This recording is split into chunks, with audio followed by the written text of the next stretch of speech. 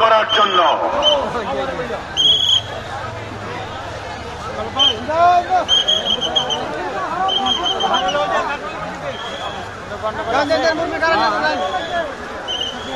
ভাইসব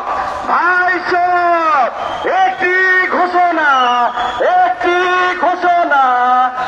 আগামী আসন্ন জাতীয় সংসদ নির্বাচনে আপনার পছন্দের প্রার্থীকে ভোট দিয়ে জয়যুক্ত করুন। ভাইসব একটি ঘোষণা। ভাই এখানে দাঁড়ানো যাবে না ভাই,